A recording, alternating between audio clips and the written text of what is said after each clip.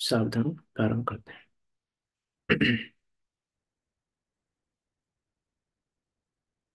जय श्री ओम नमः सिद्धेभ्य।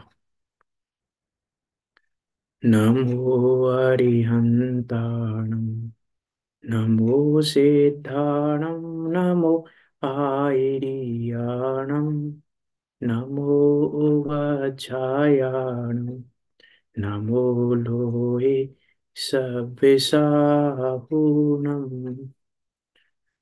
मंगलम भगवान वीरो, मंगलम गौतमो गणे, मंगलम कुंद कुंदार्यो, जैन धर्मोस्तु मंगलम। सर्वे मंगल मांगल्यम, सर्वे कल्याण कारकम, प्रधानम सर्वे धर्माणाम, जैनम जयतु शासनम, जैनम जयतु शासनम, जैनम जयतु शासनम। तज्जयति परमज्योति, समं समस्तेरनन्तपर्याय, दर्पणतल इव सकला, प्रतिफलति पदार्थे मालिका यत्र, परमागमस्य जीवम् निषेध्य जात्यन्त सिन्धुर्विधानम्, सकल विलसितानां विरोधिमथिनं नमाम्यनेकान्तम्।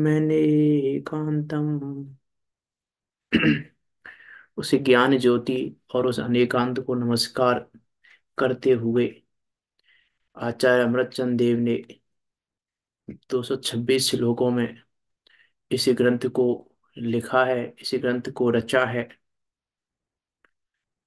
निश्चय व्यवहार का सुमेल बताने वाला और शुद्ध नय के विषयभूत वस्तु को बताने वाला।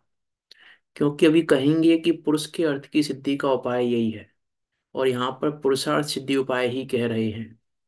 तो उस पुरुषार्थ सिद्धि उपाय को बताने वाला ऐसा यह अद्भुत व अनुपम ग्रंथ, इस पर हमारी चर्चा चल रही है।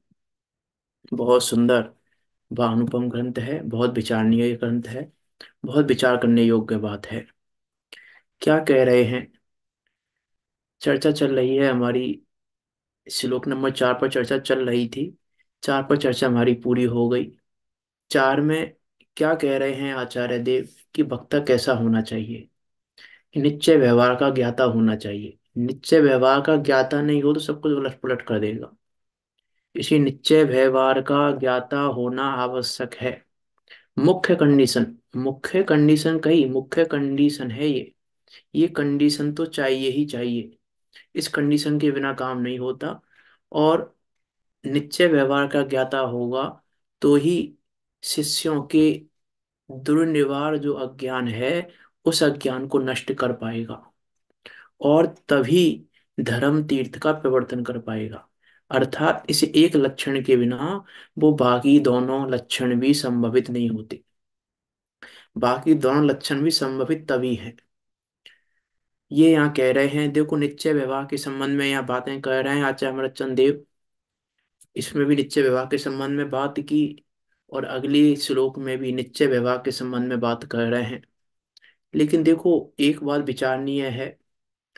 हम जिनवाणी को माँ कहते हैं, जिनवाणी माता क्यों कहते हैं? मेरा प्रश्न आपसे है, हम जिनवाणी को माता क्यों कहते हैं?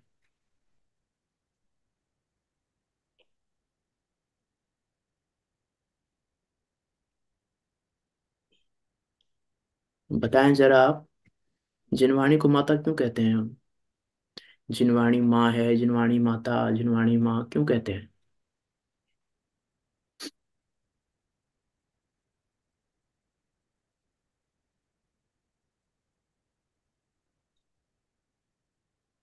हेलो, आवाज नहीं आ रही क्या मेरी? आ रही है आवाज। हाँ, हमको जिनवाणी माता क्यों कहते हैं, जिनवाणी को? जिस प्रकार से बालक को आएंगे सुशिक्षित करने में और हम्म। समृद्ध करने में समर्थ है, उसी प्रकार जिनवाणी हमारे जीवन को शुद्ध और समृद्ध करने में समर्थ है। सही है बात।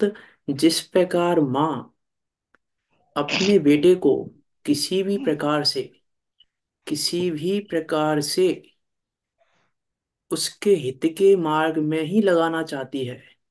इसीलिए वो कभी उसको राजा बेटा भी कहती है, वो कभी उसको गंदा भी कहती है, वो कभी उसको सब कुछ कहती है। लेकिन सब कुछ कहने के बाद भी माँ कब कहलाएगी वो? बेटे की पॉइंट ऑफ व्यू से, बेटे के पॉइंट ऑफ व्यू से माँ जब कहलाएगी वो, जब माँ उसको गंदा कह रही हो, उस समय भी वो ये माने कि मैं गंदा नहीं हूं। माँ मुझे गंदा कह रही है लेकिन मैं गंदा नहीं हूं।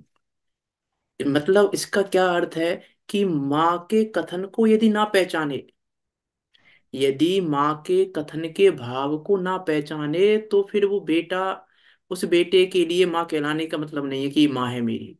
जब तक वो उस माँ के कथन को ना पहचाने, क्योंकि माँ तो कहेगी, माँ तो कहीं निश्चय से कथन करेगी, कहीं व्यवहार से कथन करेगी, कभी स्थूल व्यवहार कहेगी, कभी कहीं सूक्ष्म व्यवहार कहेगी, कहीं कुछ कहेगी, कहीं कुछ कहेगी। माँ तो सब प्रकार से कहेगी, क्योंकि माँ को तो जिस प्रकार से लगेगा कि मेरा बेटा गलत रास्ते पे जा रहा है, उस प्रकार से समझाएगी। माँ का तो काम यह है कि बेटा कैसे गलत रास्ते पे जा रहा है, जिस तरीके से गलत रास्ते पे जा रहा है उस तरीके से समझाएगी कि गलत रास्ते पर नहीं जाए, अहित के रास्ते पर नहीं जाए, इसका अहित ना हो जाए। तो जिस प्रकार माँ सर्व प्रकार से सर्व प्रकार के कथनों को कहकर एक मात्र हित ही करना चाहती है, एक मात्र हित का ही उपदेश देती है, उसी प्रकार ये माँ भी अनेक प्रकार के कथनों को कहकर इस जीव को येन कैन प्रकारेण हित के मार्ग में ही लगाना चाहती है। अब हम आज्ञाकारी कब कहलाएंगे? जब हम माँ के उस कथन को यथावत निरूपण को समझें। यदि हमने माँ के उस कथन का निरूपण नहीं समझा, और माँ ने कहा कि मार दूंगी मैं तुझे, और हम पुलिस में रिपोर्ट लिखाने चले गए, तो फिर हम आज्ञाकारी नहीं है। यदि माँ ने ऐसा कहा और हम पुलिस में रिपोर्ट लिखाने चले गए, भैया मुझे सुरक्षा चाहिए, कि क्यों चाहिए सुरक्षा? मेरी माँ ने मुझे आज धमकी दी है कि वो मुझे मार देगी, इसलिए मुझे सुरक्षा चाहिए। तो क्या कहेंगे उस बेटे को? कि बेटा नहीं, सही नहीं है बेटा, ये बेटा सही नहीं है, क्योंकि इसने माँ के भाव को नहीं समझा, कथन को समझा है इसने। कथन तो बराबर है कि मार देगी माँ, कथन तो सही है, कथन गलत नहीं है वो, माँ मार देगी कथन तो यही है। लेकिन उस बेटे ने माँ के उस कथन का भाव नहीं समझा, तो वो माँ और वो बेटा कहलाने के योग्य नहीं है। वो बेटा कहलाने के योग्य नहीं है कि मैं बेटा हूं, ये कहलाने के योग्य नहीं है। उसी प्रकार यदि हम जिनवाणी माँ के उस कथनों के स्वरूप को यथावत ना समझें, निश्चय को व्यवहार में मिला दें, व्यवहार को निश्चय में मिला दें, तो फिर हम उस जिनवाणी माँ के बेटा कहलाने के योग्य नहीं है। इतना है उस माँ का स्वरूप, इसलिए जिनवाणी को कहते हैं हम माँ। देखो यहाँ बात चल रही है निश्चय और व्यवहार की। आचार्य दोनों न्यायों का उपदेश किस प्रकार करते हैं? कि उपदेश तो दोनों न्यायों का दिया गया है जिनवाणी में, व्यवहार न्याय का भी उपदेश दिया गया है, निश्चय न्याय का भी उपदेश दिया गया है। तो उपदेश किस प्रकार है, इसकी चर्चा यहाँ आचार्य देव 5वें नंबर के श्लोक में कर रहे हैं। देखो हम पढ़ते हैं श्लोक। निश्चयमिहि भूतार्थम व्यवहारं वर्ण्यन्ते भूतार्थम भूतार्थे बोधे विमुखा प्राय सर्वोपि संसारा। क्या कह रहे हैं? इह इह नित्यम भूतार्थम। यह यह जो निश्चय न्याय है, इस ग्रंथ में निश्चय न्याय को क्या कहा है? भूतार्थ कहा है, और व्यवहार न्याय को अभूतार्थ वर्णन करते हैं। इस ग्रंथ में निश्चय न्याय को भूतार्थ और व्यवहार न्याय को अभूतार्थ वर्णन करते हैं। प्राय, प्राय कर, मैक्सिमम, जो भूतार्थ बोध विमुखा, अर्थात जो भूतार्थ अर्थात निश्चय नय के ज्ञान से विरुद्ध जो अभिप्राय है, वह समस्त ही सर्वोपि संसारा, वह समस्त ही संसार स्वरूप है। अर्थात अभिप्राय में तो एकमात्र भूतार्थ ही चाहिए। भूतार्थ बोध विमुखा, जो भूतार्थ से विमुख अभिप्राय है, वो सारा अभिप्राय संसार स्वरूप ही है। ये यहाँ कह रहे हैं अन्वयार्थ में, देखो टीका पढ़ते हैं। क्या कह रहे हैं? इह नित्यम भूतार्थम व्यवहारम अभूतार्थम वर्णयन्ति। आचार्य इन दोनों नयों में नित्य नय को भूतार्थ कहते हैं और व्यवहार नय को अभूतार्थ कहते हैं। कि भूतार्थ अर्थात सत्यार्थ, सच्चा, कि सच्चा तो एकमात्र वो भूतार्थ ही है। अभूतार्थ अर्थात असत्यार्थ, अर्थात जो झूठा है, जो सच्चा नहीं है।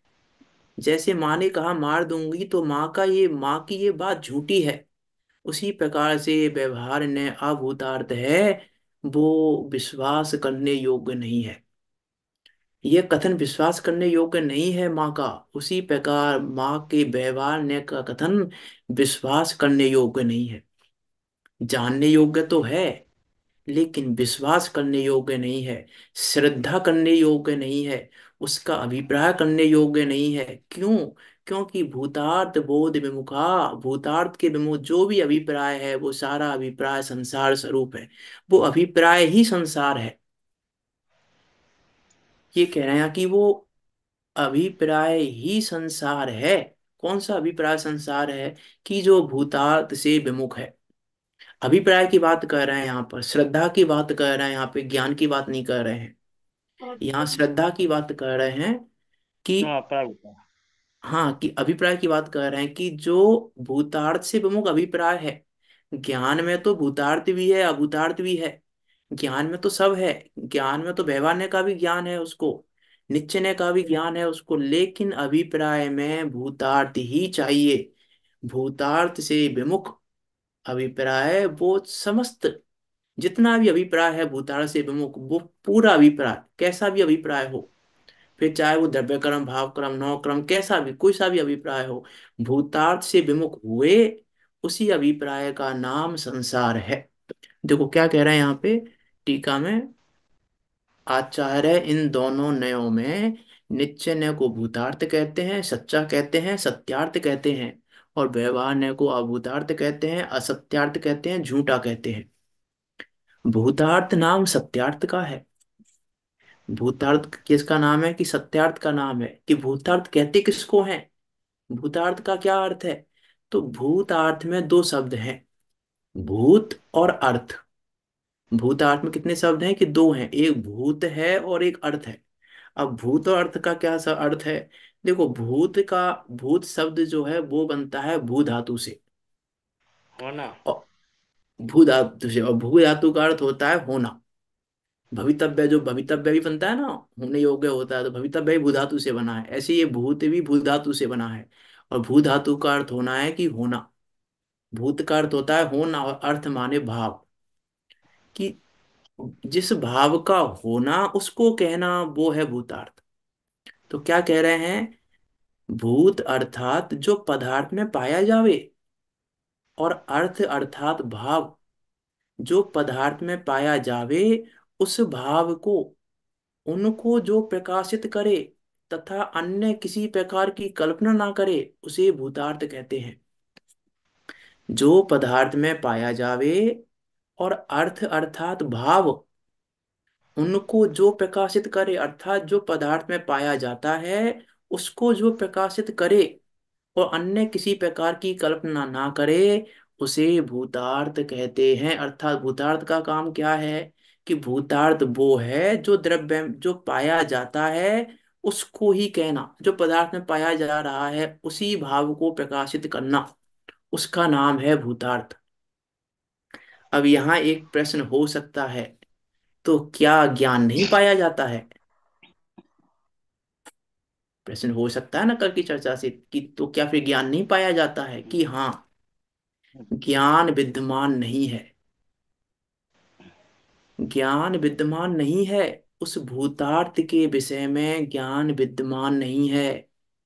आप विद्यमान है, आचार्य अमृतचंद देव ने कहा है 11वीं गाथा में, कि टीका में, कि आप विद्यमान है। वो भेद भी आप विद्यमान है ही नहीं, वो विद्यमान नहीं है। अर्थात उसको भी कहना, वो भी अन्य किसी प्रकार की कल्पना है। अर्थात भेद पने का अस्तित्व ही नहीं है। भेद पना वहां विद्यमान ही नहीं है। भूत का अर्थ है विद्यमान होना। कि भूतार्थ किसका कथन करता है, कि जो विद्यमान है उसका कथन करता है भूतार्थ, जो विद्यमान है उसका कथन करता है। और अभेद में भेद विद्यमान नहीं है, तो अभेद में भेद का कथन करेंगे तो फिर वो अभूतार्थ हो गया, क्योंकि वो विद्यमान है ही नहीं वहां पर, वो कथन कर रहे हैं हम। तो अभेद में भेद विद्यमान नहीं है, और हम कह रहे हैं कि है। तो ये विद्य हम कह रहे हैं विद्यमान है, और वहां है कि वस्तु स्वरूप क्या है, कि अभेद वस्तु में भेद पने का अस्तित्व नहीं है, विद्यमान ही नहीं है। इसीलिए यहाँ कह रहे हैं कि भूत का अर्थ है विद्यमान होना चाहिए। जो विद्यमान होता है उस भाव को प्रकाशित करने का नाम है भूतार्थ। और देखो, भूतार्थ का यदि और अर्थ देखें हम, भूत और अर्थ दो शब्द हैं। तो अर्थ को हम पहले लगाएं, यदि अर्थ को यदि पहले लगाएं तो क्या अर्थ, क्या क्या शब्द बनेगा, अर्थभूत। अर्थभूत अर्थात प्रयोजन भूत, अर्थ का अर्थ है प्रयोजन। तो जो प्रयोजन भूत है उसे भूतार्थ कहते हैं, अर्थात जिसके द्वारा हमारे प्रयोजन की सिद्धि हो उसे भूतार्थ कहते हैं। जिसके द्वारा हमारे प्रयोजन की सिद्धि हो, तो हमारे प्रयोजन की सिद्धि किससे होती है, कि हमारे प्रयोजन की सिद्धि उस अभेद अखंड शुद्ध ज्ञायक भगवान आत्मा को देखने से, उस ज्ञायक भगवान आत्मा को ही श्रद्धा में लेने से होती है। इसीलिए वही भूतार्थ है, उसके अलावा बाकी सब अभूतार्थ है। ये यहाँ कह रहे हैं कि भूतार्थ नाम सत्यार्थ का है, सत्य बात का है। सत्य कहता है भूतार्थ, भूतार्थ असत्य नहीं कहता। इसका अर्थ है कि जो अभूतार्थ कहता है वो असत्य कहता है, और भूतार्थ सत्य कहता है। तो भूतार्थ कह रहा है कि कैसा है ये आत्मा, कि अभेद है तो अभेद ही है वो, सत्य बात तो यही है। सत्य बात तो यही है कि वो अभेद है, सत्य बात तो यही है कि वो अखंड है, सत्य बात तो यही है कि वो शुद्ध है। वो शुद्ध ज्ञायक भाव है, तीनों काल शुद्ध है, हमेशा से सदा काल शुद्ध है, सदा काल शुद्ध ही है। ये है सत्य बात। सत्य बात तो यही है, इसीलिए ये भूतार्थ है। जो शुद्ध नय का, शुद्ध निश्चय नय का जो विषय है वही सत्य है बस। उसके अलावा बाकी कुछ भी सत्य नहीं है। उसके अलावा बाकी जो कुछ भी है वो सब असत्यार्थ है। तो भूत अर्थात जो पदार्थ में पाया जावे, और अर्थ अर्थात भाव, उनको जो प्रकाशित करे तथा अन्य किसी प्रकार की कल्पना ना करे, उसे भूतार्थ कहते हैं। देखो, वास्तव में तो जो शुद्ध ज्ञायक भाव है ना, उसको दूसरे शब्दों में यदि हम कहें तो वो शुद्ध ज्ञायक भाव है जीव तत्व।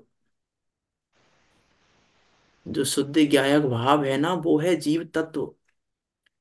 और जहां जहां जिनवाणी में तत्व अभ्यास की बात की है, वहां इसीलिए तत्व अभ्यास का प्रयोजन यह है कि उस शुद्ध ज्ञायक भाव का अभ्यास कर, उस शुद्ध ज्ञायक भाव को ही देखने का अभ्यास कर। और देखो, इसका एक और यदि लॉजिक दें, कि जहां तत्व की चर्चा आती है वहां गुण पर्याय की चर्चा नहीं आती, द्रव्य की चर्चा में गुण पर्याय की चर्चा आती है। क्योंकि तत्व की चर्चा में वो अभेद गायक भाव की चर्चा है।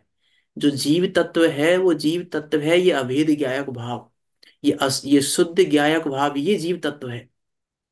ये जीव तत्व है, और उस जीव तत्व का श्रद्धान ही सम्यक दर्शन है।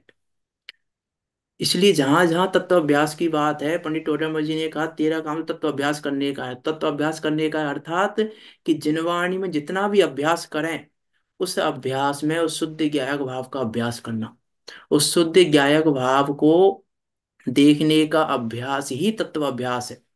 उसको ना देखकर, उस शुद्ध ज्ञायक भाव को ना देखकर वहां जो कुछ भी अभ्यास है वो तत्व अभ्यास नहीं है। क्योंकि तत्व ही नहीं है, उसमें तत्व ही गायब है। जब तत्व गायब है तो भी तत्व अभ्यास कैसा। तो तत्व अभ्यास की जहाँ प्रेरणा दी जाती है, जहाँ तत्व अभ्यास की बात की जाती है, वहां पर भी यही समझना। वास्तव में तो वहां पर तो क्या, हर जगह जिनवाणी में तो हर कथन में एकमात्र प्रयोजन तो यही है, क्योंकि सम्यक दर्शन कराना है, और सम्यक दर्शन का कारणभूत तो यही है। क्योंकि क्या कह रहे हैं यहाँ पे, उससे विमुख जितना भी अभिप्राय है वो सब तो संसार स्वरूप है, वो अभिप्राय ही संसार है। क्या कह रहे हैं देखो, यहाँ पढ़ते हैं आगे। भूत अर्थात जो पदार्थ में पाया जावे, और अर्थ अर्थात भाव, उनको जो प्रकाशित करे तथा अन्य किसी प्रकार की कल्पना ना करे, उसे भूतार्थ कहते हैं। जिस प्रकार की सत्यवादी सत्य ही कहता है, कल्पना करके कुछ भी नहीं कहता, वही यहाँ बताया जाता है। क्या कह रहे हैं, जिसको सत्यार्थ को क्या कह रहे हैं, सत्यवादी। जैसे सत्यवादी जो होता है वो कल्पना करके नहीं कहता कुछ भी, कल्पना करके तो झूठा कहता है। झूठे को कल्पना करनी पड़ती है। जो झूठा होता है उसको कल्पना करनी पड़ती है, क्या बोलें कैसे बोलें। कहीं तो कोई झूठ बोलने का बहाना ढूंढता है। झूठा व्यक्ति जो होता है ना, वो बहाना ढूंढता है, वो कोई कारण ढूंढता है कैसे झूठ बोलो। तो जो सत्यवादी होता है उसको तो कोई कल्पना करनी ही नहीं है। वैसे ही सत्यार्थ भूतार्थ में किसी प्रकार की कल्पना नहीं है, अर्थात भेद कल्पना भी नहीं है। भेद कल्पना भी नहीं करता, वो करता ही नहीं है भेद कल्पना भी। क्या कह रहे हैं, क्या कह रहे हैं यहाँ पे, अन्य किसी प्रकार की कल्पना ना करे, किसी भी प्रकार की कल्पना ना करे, किसी भी प्रकार की। कि अरे नौ कर्म, द्रव्य कर्म आदि की तो कल्पना करता ही नहीं, भाव कर्म की भी कल्पना नहीं करता, और भेदों की भी कल्पना नहीं करता। उसका नाम है भूतार्थ, क्योंकि सत्यवादी है वो। क्योंकि भूतार्थ क्या है कि सत्यवादी है। जिस प्रकार की सत्यवादी सत्य ही कहता है, कल्पना करके कुछ भी नहीं कहता, वही यहाँ बताया जाता है। अब देखो यहाँ क्या करें, आचार्यों की मजबूरी है। अब इसको भूतार्थ को समझाएं कैसे। अब भूतार्थ को समझाने के लिए एग्जाम्पल दे रहे हैं यहाँ पर।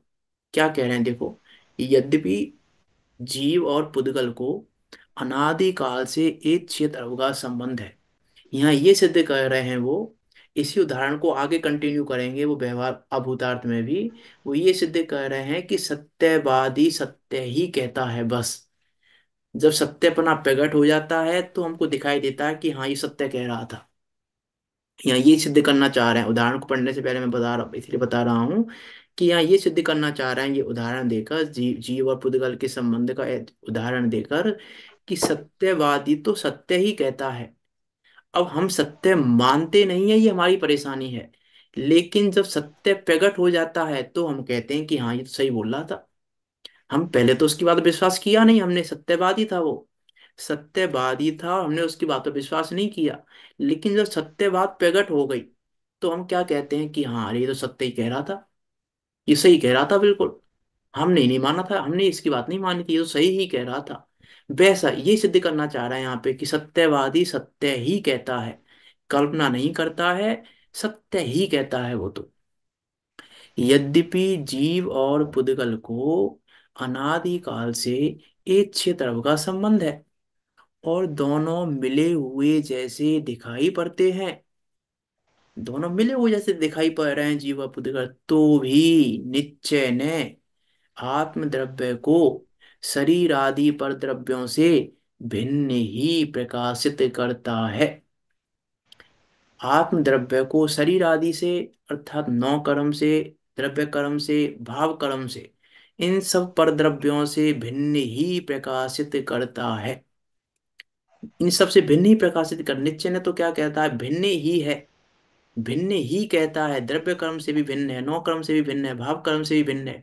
भिन्न ही प्रकाशित करता है। क्यों करता है भिन्न प्रकाशित, कि नहीं निश्चय ने भिन्न करता है, व्यवहार से तो वो भिन्न नहीं है।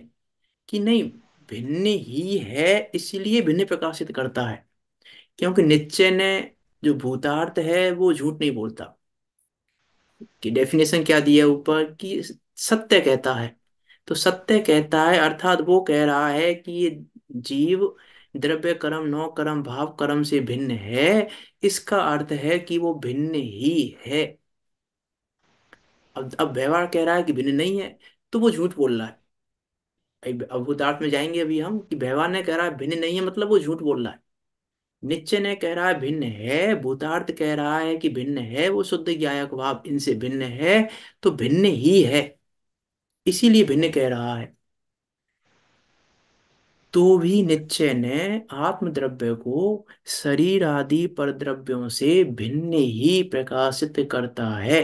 यही भिन्नता मुक्त दशा में प्रकट होती है। अब ये भिन्नता, द्रव्य कर्म नौ कर्म भाव कर्म आदि सबकी भिन्नता हमने मुक्त दशा में देखी। हमने मुक्त दशा में, सिद्ध दशा में वो भिन्नता देखी कि द्रव्य कर्म भी अलग हो गया, भाव कर्म भी भिन्न अलग हो गया, नौ कर्म भी अलग हो गया, सब अलग हो गए। तो हमें पता चला कि हाँ, सही सही कह रहा था, सत्यवादी था ये, बिल्कुल सही कह रहा था। भिन्न थे तो भिन्न हुए हैं। परसों कहा था मैंने, परसों मैंने कहा था ना कि अरे, अनादि से मिले हुए थे, ये जीव और भाव कर्म अनादि से मिले हुए थे। लेकिन जब भिन्न हुए तो हमने जाना कि भिन्न थे। तो भिन्न थे इसीलिए भिन्न हुए हैं। भिन्न थे इसीलिए भिन्न हुए हैं, भिन्न नहीं होते तो भिन्न कैसे होते? यदि वो भिन्न नहीं होते तो भिन्न होते कैसे? भिन्न हुए ही इसीलिए हैं कि भिन्न थे। अरे, जीव का और भाव कर्मों का आधार आधे संबंध भी नहीं है। और हम्म। संबंधों की तो बात क्या करें हम। आधार आधे संबंध भी नहीं है जीव और भाव कर्म का। नहीं। जीव और जीव और राग का आधार आधे संबंध भी नहीं है। अर्थात राग जीव के आधार से नहीं रहता, राग को जीव का आधार नहीं है। क्योंकि आधार आधे संबंध जहाँ घटित होता है, वहां से वो वस्तु तीनों काल में अलग नहीं होती। आधार आधे संबंध वहां कहा जाता है।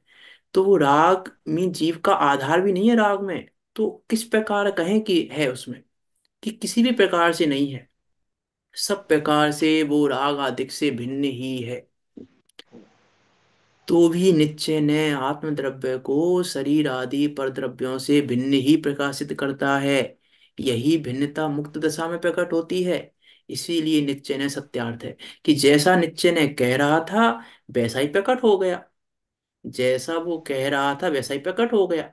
कि हम कह रहे थे कि ऐसा है और ऐसी बात प्रकट हो गई, तो हम सही कह रहे थे इसका मतलब। तो यही यहाँ कह रहे हैं, इसीलिए निश्चय ने सत्यार्थ है, क्योंकि वो जो कहता है वही प्रकट होता है। जो वो कह रहा है वही प्रकट होता है। वो शुद्ध ज्ञायक भाव ज्यों का त्यों सुरक्षित प्रकट हो गया। जो अनादि से सुरक्षित था, जो अनादि से सुरक्षित था, वो सुरक्षित ज्यों का त्यों सिद्ध दशा में प्रकट हो गया। तो हमने जाना कि निश्चय ने सही कह रहा था, वो सुरक्षित ही था, वो तीनों काल शुद्ध ही था। तो प्रकट हो गया। अब हमने मान लिया कि हाँ, निश्चय ने सही कह रहा था बिल्कुल। तो इसलिए यहाँ कह रहे हैं कि निश्चय ने सत्यार्थ इसीलिए है, क्योंकि जैसा वो कहता है वैसा ही सिद्ध दशा में प्रकट होता है।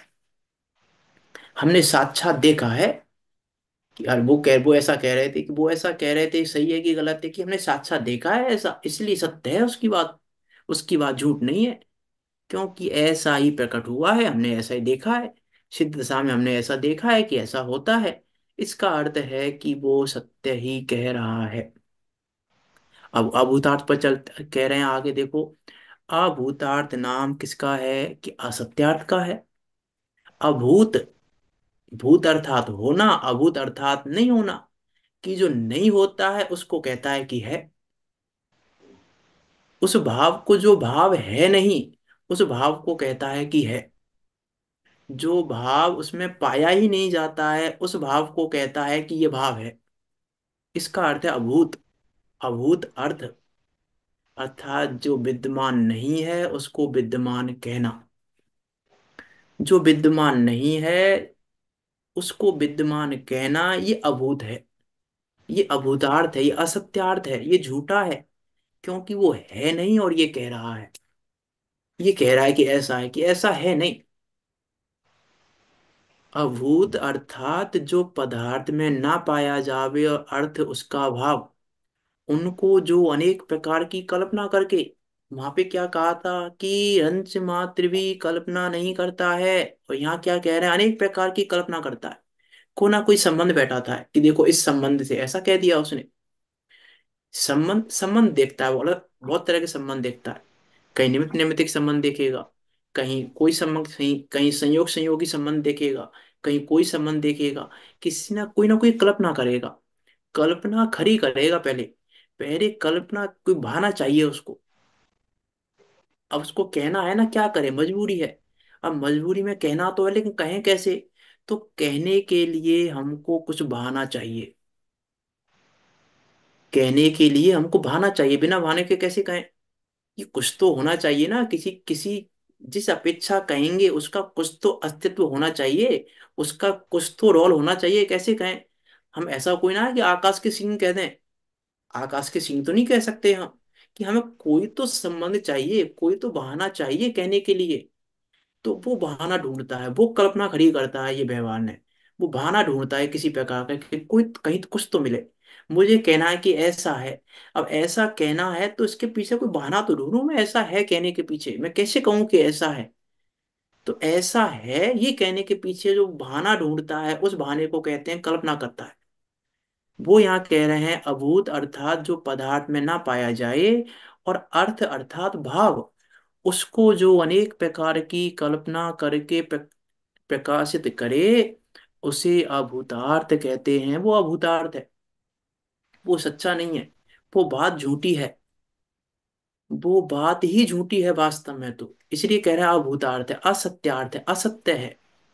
जैसे, देखो यहाँ एग्जाम्पल दे रहे हैं, जैसे कोई असत्यवादी पुरुष, कोई झूठा पुरुष हो, तो जरा से भी कारण का बहाना छल पाकर अनेक कल्पना कर असदृश को भी सदृश कर देता है। असदृश को भी सदृश कर दिखाता है, जो नहीं है उसको भी दिखा देता है। झूठा व्यक्ति क्या करता है कि जो नहीं होता है उसको भी कहानी बनाकर उसको भी सही सिद्ध कर देता है कि देखो सही है। झूठा व्यक्ति, सत्यवादी को जरूरत ही नहीं है इन सब चीजों की। इन सब चीजों की जरूरत किसको है? कि जो झूठा है।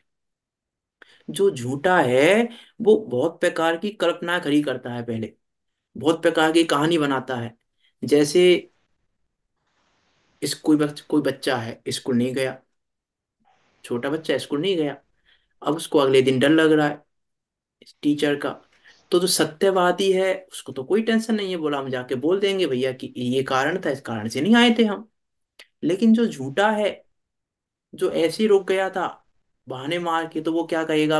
अब वो घर में पहले कहानी बनाएगा, ये पहले बहाना बहाना बनाएगा, कल्पना खड़ी करेगा पहले। मैं वो ऐसे टीचर ऐसा बोलेंगे तो हम ऐसा बोल देंगे कि ऐसा हो गया था घर में, कि ऐसा हो गया था, कि हम गिर गए थे, कि हमारी लग गई थी। अनेक प्रकार की कल्पनाएं पहले खड़ी करेगा झूठा जो होगा। कि उसको तो सच साबित करना है ना अपने आप को, कि मैं नहीं आया, उसके पीछे उसको रीजन देना है। कि जो मैं नहीं आया उसके पीछे रीजन तो देना है मुझे। कोई रीजन कोई है नहीं, रीजन कोई है नहीं और मुझे रीजन देना है। तो रीजन देना है तो अनेक प्रकार की कल्पना करेगा। और जो नहीं है, अर्थात उसके लगी भी नहीं थी, उसके घर में कुछ हुआ भी नहीं था, तो भी वहां पर कहानी बना बना के ऐसा सिद्ध कर देता है कि हाँ मेरे घर में ऐसा हुआ था, मेरे घर में ये बीमार हो गए थे, मेरे घर में ऐसा हो गया था, मेरे घर में ऐसा हो गया था। तो जो नहीं था उसको भी उसने था सिद्ध कर दिया। ये काम है झूठे का। झूठा व्यक्ति ऐसा करता है कि वो असदृश को भी सदृश कर दिखाता है। तो मैं कहानी भी ऐसी बनाएगा टीचर बिलीव कर ले। कहानी भी कैसी बनाएगा कि सामने वाला विश्वास कर ले मुझ पर। ये व्यवहार की कहानी है, व्यवहार की कहानी सुना रहा हूं मैं बच्चे टीचर की कहानी नहीं सुना रहा हूँ। ये व्यवहार की कहानी है कि व्यवहार ने ऐसा निरूपित करता है कि हमको लगता है बात तो सही है। जो व्यवहार ने जो निरूपण करता है, उस व्यवहार ने के निरूपण को पढ़कर हमको लगता है कि बात तो सही है, हम विश्वास कर लेते हैं। जैसे वो टीचर उसकी बात पे विश्वास कर लेता है बच्चे की बात पे, क्या सही है, कोई बात नहीं है, सही कह रहा होगा, हो गया होगा ऐसा, तो विश्वास कर लेता है। वैसे ही हम भी व्यवहार की बातों पर विश्वास कर लेते हैं। कि व्यवहार कह देखो कह रहा है, देखो कह रहा है, देखो कह रहा है, देखो कह रहा है, देखो जिनवाणी कह रही है, देखो जिनवाणी में लिखा है, जैसे जिनवाणी में लिखा है। कि लिखा तो है लेकिन व्यवहार ने कह रहा है। व्यवहार ने बता रहा है ना, व्यवहार ने तो झूठ कह रहा है, सच थोड़ी ना कह रहा है वो। और हमने क्या विश्वास कर लिया कि देखो सही है, जिनवाणी कह रही है। और जिनवाणी की बात नहीं माने हम। जिनवाणी की बात माने कि नहीं माने फिर अब हम? कि जिनवाणी की बात को निश्चय भूतार्थ को भूतार्थ रूप और अभूतार्थ को अभूतार्थ रूप मानना, यह है जिनवाणी की बात मानने का अर्थ। ऐसा नहीं है कि जिनवाणी में जो लिखा है वो सब मान लें हम। कि जिनवाणी में जो, इसीलिए इसीलिए भावार्थ की वैल्यू है, इसीलिए शब्दार्थ की वैल्यू नहीं है। इसीलिए शब्दार्थ की वैल्यू नहीं होके भावार्थ की वैल्यू है। क्योंकि हमें शब्दों को पढ़ना नहीं है, हमें शब्दों को समझना नहीं है, हमें तो भाव को ही पढ़ना है और भाव को ही समझना है। अब जो अच्छा टीचर होता है ना, तो मैंने एग्जांपल दिया, जो अच्छा टीचर होता है ना वो किसी ना किसी तरह से उसकी झूठ पकड़ लेता है। अच्छा, तुम्हारे घर में बीमार पड़ गया, तब चलो फोन लगाता हूँ मैं अभी। फिर बच्चा कहेगा नहीं नहीं नहीं नहीं सर, ऐसा नहीं है। जो जिसको पता होगा ना झूठ कैसे निकलवानी है, कि मुझे पता है ये बच्चा झूठ बोलता है, ये बच्चा झूठा है, तो उसकी झूठ को किसी न किसी प्रकार से ऐसी बातों में फंसाएगा उसको कि वो खुद ही कह देगा कि हाँ मैं झूठ बोल रहा हूँ। लेकिन कौन कहेगा? जिस टीचर को, उस टीचर को ज्ञान होना चाहिए इतना पहले। टीचर को इतना ज्ञान होना चाहिए कि ये झूठ बोल रहा है कि सही बोल रहा है, कि झूठा है कि सच्चा है। ये ज्ञान होगा तो झूठ को पकड़ लेगा, और नहीं होगा तो मान मान के बैठ जाएगा कि हाँ भैया इसलिए नहीं आया ये। वैसा है। अब हम किस दशा में हैं, ये विचार हमें करना पड़ेगा कि हम झूठ को सच तो मान के नहीं बैठे। कहीं हमने झूठे को सच्चा तो नहीं मान लिया, कहीं हमने विश्वास तो नहीं कर लिया इस झूठ पर, कहीं हमने जिनवाणी के कथनों को पढ़कर उस झूठ को सच तो मानकर नहीं बैठ गए। यदि हमने झूठ को सच मान लिया है तो कह रहे हैं वो अभिप्राय संसार स्वरूप है। झूठ को झूठ मानना और सच को सच मानना, उसका नाम है मोक्ष। उस अभिप्राय का नाम तो है मोक्ष।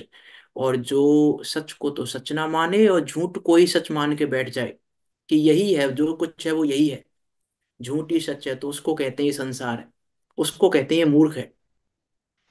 इसीलिए कहा संसारी जीवों को मूर्ख, कि मूर्ख है संसारी जीव जो झूठ को ही सच मानकर बैठ जाते हैं। अनेक प्रकार की बातें हैं, अनेक अनेक प्रकार की बातों में झूठ को ही सच मानकर बैठ गए। लेकिन स्वरूप क्या था, अभिप्राय किसका करना था, श्रद्धा किसकी करनी थी, वो पता ही नहीं है। जगत में भी यदि हम देखें तो वास्तव में श्रद्धा किसकी करते हैं, किसकी श्रद्धा के बल पर हम अपने आप को सही कह सकते हैं? अरे एक पत्नी है, वो यदि पति की श्रद्धा उसकी कमाई के आधार पर करे तो क्या कहोगे आप?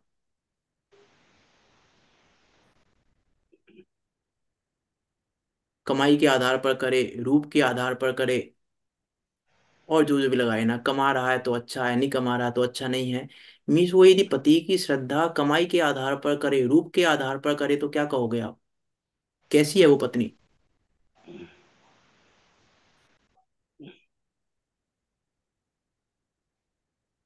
पत्नी झूठी सही है कि कहेंगे। गलत है फिर वो? हाँ, उसको झूठी कहेंगे। झूठी नहीं, उसको गलत कहेंगे कि गलत कर रही है ये। क्योंकि इसने इसने रूप को पति मान लिया है, इसने कमाई को पति मान लिया है। इसने रूप पति नहीं था, वो कमाई पति नहीं था। जो पति था उस पति को तो पति जाना ही नहीं। इसने कमाई को पति मान लिया, इसने रूप को पति मान लिया, कि गोरा होगा तो पति है, नहीं तो पति नहीं है। कमाई कर रहा है तो पति है, नहीं तो बेरोजगार हो गया तो पति नहीं है।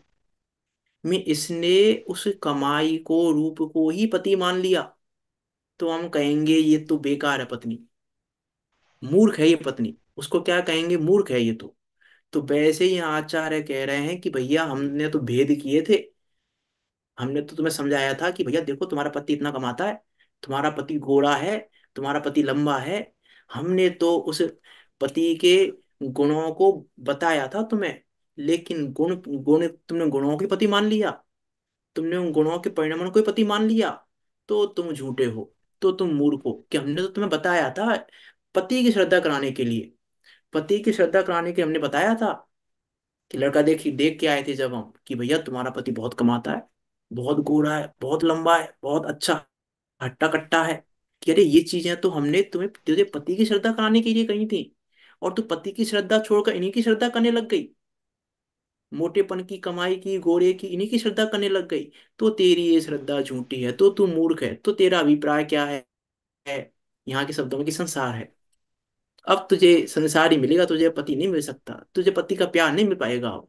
मैं तो इनके आधार से पति को चाह रही है, तो इनके आधार से पति को चाह रही है। अरे ये तो चर्चा इसलिए की थी कि तू पति की श्रद्धा कर ले, पति की श्रद्धा तो कर नहीं रहे हो, इनकी श्रद्धा करने लगी। मैं विचार करके देखें, अब ऐसे मूर्ख को कौन समझाए? जैसे मान लो, सुहागिन सुहागिन स्त्री कौन होती है? कि सुहागिन स्त्री वो होती है जिसके मांग में सिंदूर हो, जिसके माथे पर बिंदी हो, जिसके गले में मंगलसूत्र हो, वो सुहागिन होती है। अब ये बातें बताई थी हमने कि भैया ये सुहागिन सुहागिन पने की निशानी है ये। और सुहागिन सुहागिन होने पर बहुत आनंद आता है।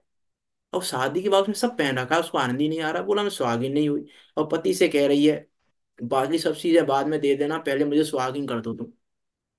पति आया घर पे तो पति से क्या बोली वो, कि मुझे रोटी पानी पैसा रुपया सब बाद में चाहिए, पहले सुहागिन कर दो तुम मुझे। अब पति क्या कहे उस मूर्ख को, कैसे समझाए ये सुहागिनपना होता क्या है? कि सुहागिनपना इसका नाम नहीं है। और फिर एक दिन क्या हुआ, एक दिन वो नहा कर आई तो उसकी बिंदी भी नहीं थी, मंगलसूत्र भी नहीं पहना हुआ था, मांग में सिंदूर भी नहीं था उस समय। उसने शीशे के सामने देखा और वो रोने लग गई बहुत तेज तेज। घर वाले इकट्ठे हो गए, क्या हो गया? अरे मैं विधवा हो गई। विधवा की क्यों? देखो मांग में सिंदूर भी नहीं है, देखो बिंदी भी नहीं है, देखो मंगलसूत्र भी नहीं है, देखो ये भी नहीं है, देखो ये भी नहीं है। कि अरे इनके आधार से तेरा विधवा स्वाधीनपना है क्या? कि ये तो बताने के लिए था। ये तो हमने उस सुहागिन पने को तो समझती नहीं है। सुहागिन पने को तो कोई समझता नहीं है। तो कोई तो निशानी चाहिए सुहागिन पने को बताने के लिए। तो हमने तो सुहागिन पने को बताने की निशानी बताई थी ये। तूने इन निशानियों को ही सुहागिन पना मान लिया। तो अब उसको क्या कहेंगे हम, मूर्ख है ये तो है। ये पति क्या कहेगा, ये पागल मेरे ही पल्ले पड़ी। पागल है ये तो, मूर्ख है ये, जो ऐसा करे जगत में। उसको क्या कहेंगे हम? उसको हम कहेंगे मूर्ख ही है ये। कि अरे हमने तो उस अभेद पने को बताने के लिए, उस स्वागिन पने का अनुभव कराने के लिए तुझे बताया था कि स्वागिन पना ऐसा होता है। ऐसे ही हमने तो शुद्ध गायक को बताने के लिए कहा था कि इसमें ऐसा होता है, इसमें ऐसा होता है, इसमें ऐसा होता है। लेकिन इसमें ऐसा है नहीं, तूने इन्हीं को मान लिया। तो इन्हीं को सब कुछ मान के बैठ गया। तो तेरा ये मानना झूठा है। ये व्यवहार ने कह रहा है। ये मीन्स श्रद्धा भी, जगत में भी यदि हम श्रद्धा बाहर के आधार से कह रहे हैं, भेद के आधार से कह रहे हैं, तो उस श्रद्धा को जगत में भी अच्छा नहीं कहा जाता। तो यहां तो कैसे अच्छा कहेंगे? यहां तो जो भूतार्थ के अलावा, उस अभेद शुद्ध ज्ञायक के अलावा जो कुछ भी कहा गया है, वो सब कुछ इस अभेद को, उस अभेद के सन्मुख होने के लिए कहा है। अब इसको बताएं कैसे? परेशानी ये है, परेशानी ये है कि इस भूतार्थ को कैसे बताएं। भूतार्थ को बताने का कोई उपाय ही नहीं है, क्योंकि वो भूतार्थ अनुभव का विषय है। वो भूतार्थ बताने की, अब बताने के लिए तो फिर हमें अब करना ही पड़ेगा भेद। अब अब मजबूरी हो गई हमारी। अब हमें करना ही पड़ेगा कि देखो जिसमें ज्ञान है वो आत्मा है। कि आत्मा को तो बता नहीं सकते अब हम, आत्मा को तो बता नहीं सकते, तो अब हम कह रहे हैं जिसमें ज्ञान, भैया जो ज्ञानवान है ना वो आत्मा है। तो तुमने ज्ञान को ही आत्मा मान लिया, कि ज्ञान आत्मा नहीं है। आत्मा तो ज्ञान रूप है। आत्मा को बताने के लिए हमने कहा था कि भैया आज जो ज्ञान, जिसमें ज्ञान है वो आत्मा है। ये व्यवहार का कथन था। ये झूठी बात थी। लेकिन हमने उसी को सच मानकर बैठ गए कि देखो ये है। तो हमने उसी को सच मान लिया। तो यहाँ कह रहे हैं तेरा ये अभिप्राय संसार स्वरूप है। देखो पहले ऊपर का पैराग्राफ पढ़ते हैं, क्या कह रहे हैं। जैसे कोई असत्यवादी पुरुष जरा से भी कारण का बहाना छल पाकर अनेक कल्पना कर असदृश को भी सदृश कर दिखाता है, उसी को बताते हैं। उसी को बता रहे हैं कि कैसे ये असदृश को सदृश बता देता है। जैसे यद्यपि जीव और पुद्गल की सत्ता भिन्न है, स्वभाव भिन्न है, प्रदेश भिन्न है। देखो क्या कह रहे हैं, सत्ता अस्थिपने से भिन्नता है दोनों की। सत्ता मतलब है अस्थिपना, कि वो अस्थिपने से भिन्नता है, स्वभावपने से भिन्नता है, प्रदेशपने से भिन्नता है। प्रदेशों से भी एक एक जैसा नहीं है, प्रदेशों में भी भिन्नता है। तथापि, अब देखो बहाना, अब बहाना चाहिए ना, अब बहाना ढूंढ रहा है। क्या बहाना ढूंढा उसने? तथापि एक क्षेत्र अवगाह संबंध का छल पाकर, उसने देखा भैया एक क्षेत्र अवगाह संबंध पाया जा रहा है जीव और शरीर में, कह दो जीव शरीर एक ही है। तुरंत बहाना देखा उसने, बहाना मिल गया उसको एक क्षेत्र अवगाह का। एक क्षेत्र अवगाह का छल, क्या कह रहे हैं, एक क्षेत्र अवगाह संबंध का छल पाकर आत्म द्रव्य को शरीर आदि पर द्रव्य से एकत्व रूप कहता है कि एक है। जो जिनवाणी कह रही है, जो जिनवाणी कह रही है जीव में राग है, जो जिनवाणी कह रही है आत्मा में राग है। अब ये बहाना ढूंढ लिया उसने। अब ये बहाना ढूंढ लिया कि देखो जिनवाणी कह रही है आत्मा में राग है। अब ये यहाँ बहाना, ये बहाना ढूंढ लिया, जबकि क्या कह रहा है यहाँ पे कि वो सत्यार्थ है ही नहीं। सत्यार्थ तो कुछ और था। इसने तो बहाना ढूंढकर, वो निमित्त निमित्तक आदि संबंध ढूंढकर आत्मा में राग कहा था। वो निमित्त नैमित्तिक संबंध का बहाना ढूंढा था, छल देखा, छल किया था इसने। ये व्यवहार ने छल करता है, इस शब्द का प्रयोग किया। यहाँ व्यवहार ने क्या करता है, छल करता है हमारे साथ। व्यवहार ने हमारे साथ छल करता है और हम छल में फंस जाते हैं। व्यवहार ने छल क्या करता है कि वो कोई ना कोई छल के माध्यम से कहता है कि ऐसा है, कि जिसको कहने में ही छल है वो उसको ग्रहण कैसे करें हम। उसको वो ग्रहण करने योग्य है ही नहीं, क्योंकि वो छल के द्वारा निकली हुई बात है। क्योंकि वो बहाने द्वारा निकली हुई बात है, बहाने से निकली है वो बात। वो बात ग्रहण करने योग्य नहीं है। वो बात जानने योग्य तो है, जानो तो सही, लेकिन वो श्रद्धा करने योग्य नहीं है। वो अभिप्राय करने योग्य नहीं है। अभिप्राय ऐसा नहीं होना चाहिए। उस अभिप्राय को यहाँ संसार कह रहे हैं। कल करते हैं चर्चा, ये तो समय हो गया, समय देखा ही नहीं मैंने। कल ही पढ़ेंगे उसको, पैराग्राफ को पढ़ लेते हैं बस। तथापि इच्छित अवगत संबंध का छल पाकर आत्म द्रव्य को शरीर आदि पर द्रव्य से एकत्व रूप कहता है। मुक्त दशा में प्रकट भिन्नता होती है, तब व्यवहार ने स्वयं ही भिन्न भिन्न प्रकाशित करने को तैयार होता है। अतः व्यवहार ने असत्यार्थ है। कल चर्चा करेंगे इसकी, विचार करना कि क्या है भूतार्थ का अर्थ। भूतार्थ का अर्थ एकमात्र वो शुद्ध निश्चय है जो अभेद है, जो सत्य कहता है, जो सत्य निरूपण करता है। उसके अलावा जो भी निरूपण है, उस भूतार्थ से विमुख जो भी निरूपण है, जो भूतार्थ के विमुख निरूपण झूठा है, और भूतार्थ के विमुख अभिप्राय भी मिथ्या है। इसीलिए वो अभिप्राय संसार है, क्योंकि मिथ्या अभिप्राय संसार है। इसका अर्थ है कि इस भूतार्थ से विमुख होना, ये सत्य व्यसन से भी बड़ा पाप है। इस भूतार्थ से विमुख हो गए यदि, तो भूतार्थ से विमुख हो गए तो हमने सत्य व्यसन से भी बड़ा पाप कर लिया। मंटू वर्मा जी ने कहा ना, सत्य व्यसन से बड़ा पाप जानकर पहले छुड़ाया है। तो ये तो है मिथ्यात्व, कि भूतार्थ से विमुख होना ही मिथ्यात्व है। इसीलिए उस अभिप्राय को यहाँ संसार कहा, कि मिथ्या अभिप्राय संसार है, और भूतार्थ से विमुख होना ही मिथ्या अभिप्राय है। वही मिथ्यात्व है। इतना बड़ा पाप है भूतार्थ से विमुख होना। जहां विमुख हुए वही मिथ्यात्व का पोषण हो गया। इतनी इतनी बड़ी बात है, यहाँ पे ये कहना चाह रहे हैं भूतार्थ अभूतार्थ कहकर। विचार करने योग्य बातें हैं, बहुत विचार करने योग्य बातें हैं। बहुत ज्यादा विचार करें हम इस बात पर कि क्या कहना चाह रहे हैं वास्तव में आचार्य। और वास्तव में देखो, बिल्कुल समय सार चल रहा है। आचार्य अमृतचंद देव समय सार चला रहा है यहाँ पे। जैसे वहां 12 गाथाएं उपोद घात में ली, वैसे यहाँ पर 9 गाथाएं उपोद घात में ली है। वर्णन अभी स्टार्ट नहीं हुआ है। पुरुषार्थ सिद्धि उपाय, पुरुषार्थ सिद्धि उपाय तो प्रारंभ होगा 10वीं गाथा से, 10वें श्लोक से। अभी 9 श्लोक तक तो उपोदघात चल रहा है, ग्रंथ का उपोदघात करते हैं। जैसे समय सार जी में 12 गाथा में उपोदघात किया है, उसके बाद ग्रंथ प्रारंभ हुआ है वास्तव में तो। वैसे यहाँ 9 श्लोकों में तो उपोदघात हो रहा है ग्रंथ का। ग्रंथ ग्रंथ को बता रहे हैं क्या, कैसे पढ़ें, कैसे कौन सा ग्रंथ पढ़ने योग्य है, किससे पढ़ने योग्य है, कैसे सुनने योग्य है, कैसे समझने योग्य है ये ग्रंथ। जिनवाणी कैसे पढ़ने समझने योग्य है। स्टार्टिंग में एग्जाम्पल दिया था ना, आज्ञाकारी बेटे कब हैं हम। ये जिनवाणी को माँ कहने का अधिकार नहीं है हमें, यदि हमने व्यवहार ने को निश्चय मान लिया है।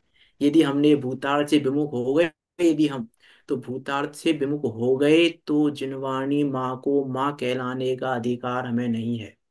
माँ कहने का अधिकार नहीं है जिनवाणी को, यदि हम भूतार्थ से विमुख हो गए हैं तो।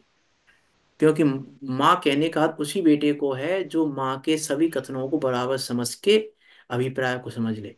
माँ कहने का हक उसी बेटे को है, कि माँ तो सभी प्रकार के कथन कहेगी, हित के लिए, बच्चे के हित के लिए सभी प्रकार से कथन कहेगी माँ। दाएं रिपीट कर दिया मैंने, जहाँ से प्रारंभ किया था क्लास वहीं पे खत्म कर रहा हूँ। तो माँ तो सभी प्रकार के कथन कहेगी, लेकिन माँ कहने का हक हक उसी बेटे को है जो उस अभिप्राय को यथावत पहचाने। यथावत पहचान कर प्रवृत्ति करे, यथावत पहचान कर श्रद्धा करे, यथावत पहचान कर आचरण करे, सब कुछ यथावत पहचान कर करे, तो उसको माँ कहलाने का, माँ कहने का अधिकार है। ऐसे हमको भी जिनवाणी माँ तो कह रहे हैं हम, लेकिन ये अधिकार अभी प्राप्त हुआ है कि नहीं हुआ। हम ये कहने के अधिकारी हैं कि नहीं कि जिनवाणी हमारी माँ है, ये कहने के अधिकारी हम हैं कि नहीं, हम विचार कर रहे हैं इन बातों पे। हम सब भी उस भूतार्थ का अवलंबन लेकर, उस भूतार्थ को श्रद्धा में, श्रद्धा का श्रद्धेय बनाकर निकट काल में सिद्धों के बीच जाकर विराजमान हो। इसी मंगल भावना के साथ अभी की बात को यहाँ विराम देते हैं। कोई शंका हो आपकी तो पूछ सकते हैं। आज के विषय बहुत अच्छा नहीं था। तो विषय तो पूरी जिनवाणी के ही अच्छे हैं, कहीं पर गलत तो कहीं पर कुछ भी नहीं है, जिनवाणी पूरी ही सही है। वो निरूपण हमें पहचानना है, लेकिन वह निरूपण पहचानने का खेल है कि वही वही श्रद्धा का विषय है, वो निरूपण ही पहचानना है, हमको पहचानना ही श्रद्धा का विषय है। वो इधर का इधर भी हो सकता है और इधर का इधर भी हो सकता है, ये हल्की सी भी, क्योंकि ये वो चोटी है, इधर फिसले तो इधर गिरोगे, इधर फिसले तो इधर गिरोगे। चोटी पर बने रहना बहुत मुश्किल काम है, इजी काम नहीं है। विचार करना, जिनवाणी स्तुति कर। निज निधि निज में बताई, यह अनंत उपकार है, उसके लिए जिन्हें वाणी माँ को वंदना सत्य बारे है, माँ वंदना सत्य बारे है।